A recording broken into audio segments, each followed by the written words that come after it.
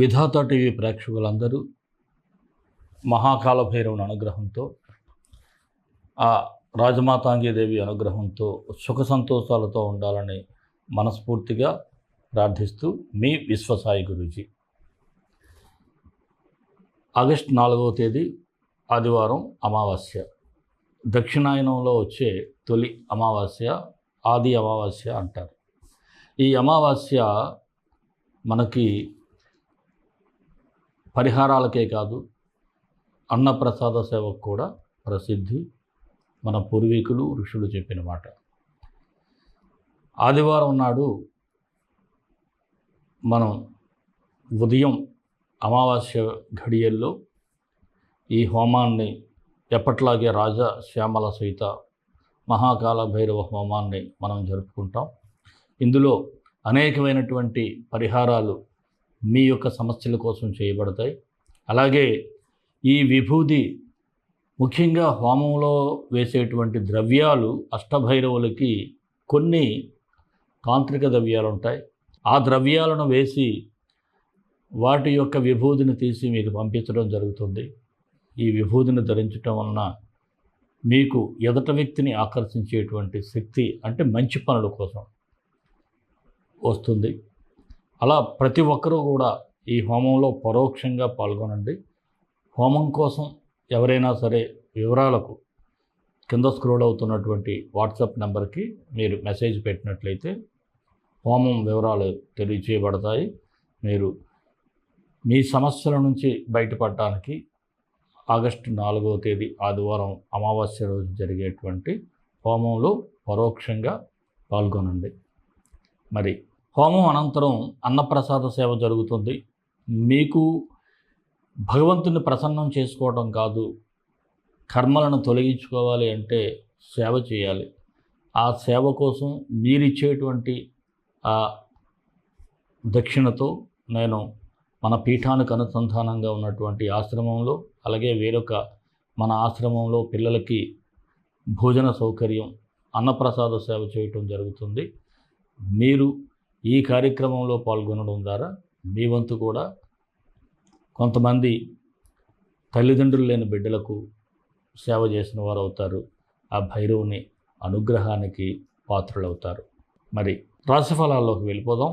ఈ రాశిఫలాల్లోకి వెళ్ళే ముందు మన వీడియోలు మీకు నచ్చుతాయని మీకోసం నేను మనస్ఫూర్తిగా ఇచ్చేటువంటి రెమెడీస్ కూడా చివరి వరకు చూసి, ఎందుకంటే చాలామంది ఈ రెమెడీస్ ఫాలో అయ్యి కూడా వారు కాస్త బాధల నుంచి విముక్తి కూడా కలిగించుకున్న వారు ఉన్నారు.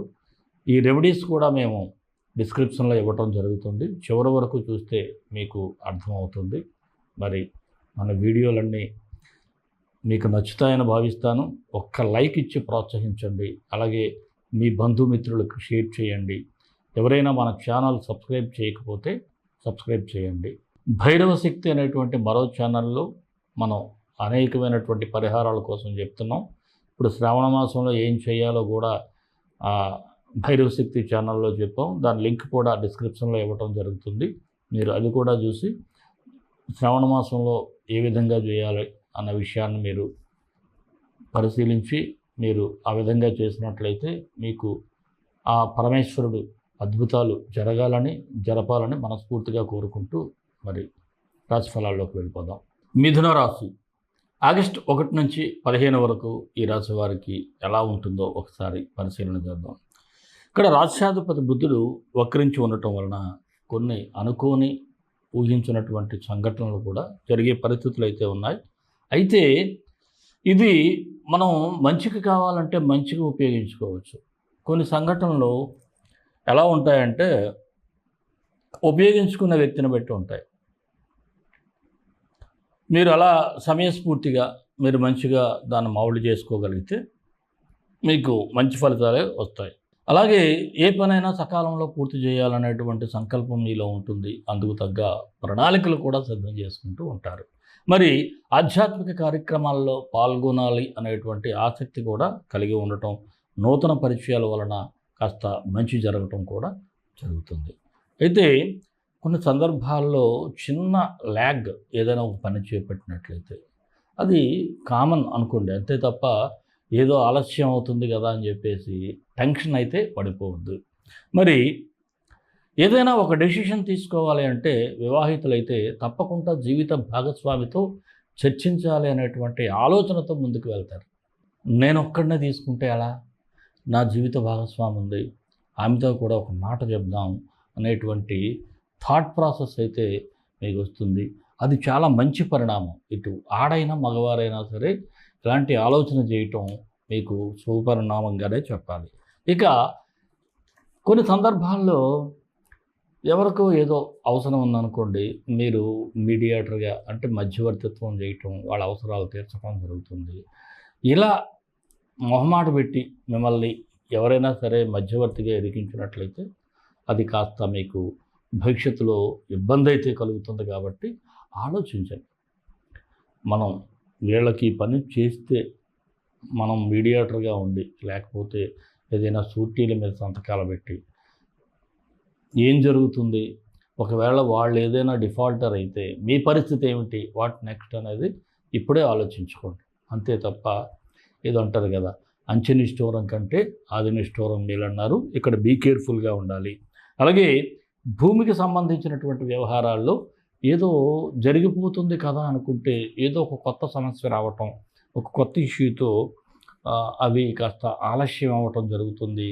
వాటి పరిష్కారానికి మాత్రం మీరు చాలా ఇబ్బంది పడేటువంటి పరిస్థితి, తీవ్రమైనటువంటి ఆలోచనలు కూడా చేయాల్సినటువంటి పరిస్థితులు అయితే ఎదురవుతాయి.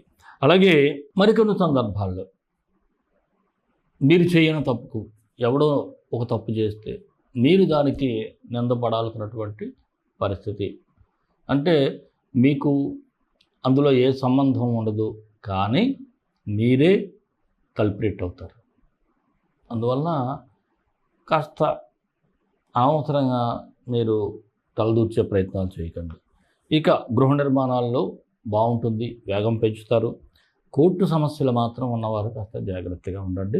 రుణ ఒత్తిడి కూడా అధికంగా ఉంటుంది. ఎవరికైనా మీరు అప్పు తీసుకున్నట్లయితే, మీరు ఎవరి దగ్గరైనా అప్పు తీసుకున్నట్లయితే వారైతే గట్టిగానే మీకు ప్రెజర్ పెడతారు. నిరుద్యోగులు మాత్రం కొద్దిగా సానుకూల ఫలితాలు అయితే ప్రస్తుతం కనిపించడం లేదు. మరి రాజకీయ నాయకులు తప్పదు, సాహసోపేతమైనటువంటి డెసిషన్స్ తీసుకోవాలి. తీసుకుంటేనే ముందుకు వెళ్ళగలరు. ఒకవేళ పార్టీలు మారాల్సి వచ్చినా సరే తప్పనిసరి స్థితిలో డెసిషన్స్ తీసుకోవాలి. తీసుకుంటేనే భవిష్యత్తు ఉంటుంది. ఇక ఉద్యోగస్తులకైతే బాగుంది. మీ స్థానం మరింతగా మీ మీద పై అధికారుల యొక్క ప్రేమ వాత్సల్యం కనిపిస్తూ ఉంది. సహ ఉద్యోగుల యొక్క సహకారం కూడా కనిపిస్తూ ఉంది. ఇక వృత్తి వ్యాపారస్తులైతే కాస్త రొటేషన్లో, అంటే అటు ఇటు వ్యాపారాన్ని రొటేట్ చేయడంలోనే కాస్త కోస్త లాభాలు అయితే కనిపిస్తున్నాయి. కాకపోతే మీరు ఎక్స్పెక్ట్ చేసినంతగా లేకపోవచ్చు. మరి నూతన పెట్టుబడులు అయితే మాత్రం ఎవరు తొందరగా పెట్టే పరిస్థితి అయితే వద్దు. షేర్ మార్కెట్లో దీర్ఘకాలిక పెట్టుబడులకు అయితే అనుకూలంగా ఉంది. కళాకారులు ఆర్థికంగా బలపడే పరిస్థితి ఉంది. సినీ కళాకారులు కావచ్చు, టీవీ కళాకారులు కావచ్చు, ఎవరైనా సరే ఆర్టిస్ట్ అనేవారికి కాస్త కోస్త 10 రూపాయలు వెనకేసుకునేటువంటి అవకాశం ఉంది. ఇక ఆరోగ్యపరంగా చూసినట్లయితే పెద్దగా ఇబ్బంది పడాల్సినటువంటి అవసరం లేదు. అంతా చిన్న చిన్న ఇబ్బందులు వచ్చినా వెంటనే వైద్యుని సంప్రదిస్తే బాగానే ఉంటుంది. విద్యార్థులకైతే ఉన్నత విద్య అవకాశాలు మెరుగుపడే సూచనలు అయితే ఉన్నాయి. మరి ఒకసారి ఈ గ్రహ సంచారం ఎలా ఉందో చూద్దాం. బుధుడు బాగానే ఉన్నాడు, శుభ ఫలితాలు అయితే ఇస్తున్నాడు.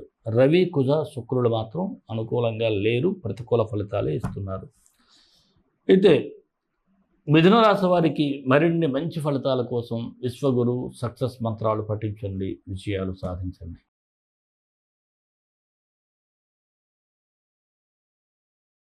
ఈ రాశివారు సూర్యగ్రహానికి, కుజగ్రహానికి, శుక్రగ్రహానికి చెప్పాను. అంటే మీరు టోటల్గా నవగ్రహ మంత్రం చదువుకుంటే సరిపోతుంది. ఓం ఆదిత్యాయ సోమాయ మంగళాయ బుధాయ చ గురు శుక్ర శనిభ్యచ్చ రాహవే కేతవే నమః. ఈ మంత్రాన్ని ప్రతినిత్యం 18 సార్లు ఉదయం సాయంత్రం చదువుకోండి. అలాగే మీకు ఇబ్బందులు ఉన్నట్లయితే నేను చెప్పినట్లు మన హోమంలో పరోక్షంగా పాల్గొంటే ఇంకాస్త బెటర్ ఫలితాలు అయితే కనిపిస్తూ ఉంటాయి. మరి మన ఇష్టదైవం కాళభైరవుడు, కాళభైరవ గాయత్రి. కాళకాళాయ విద్మహే కాళాతీతాయ ధీమహి తన్నో కాళభైరవ ప్రచోదయాత్. సర్వే జనా సుఖినో భవంతు, లోకా సమస్త సుఖినో భవంతు. దేశం కోసం, ధర్మం కోసం, భారతీయ సంస్కృతి విలువల కోసం పాటుపడదాం. స్వస్తి.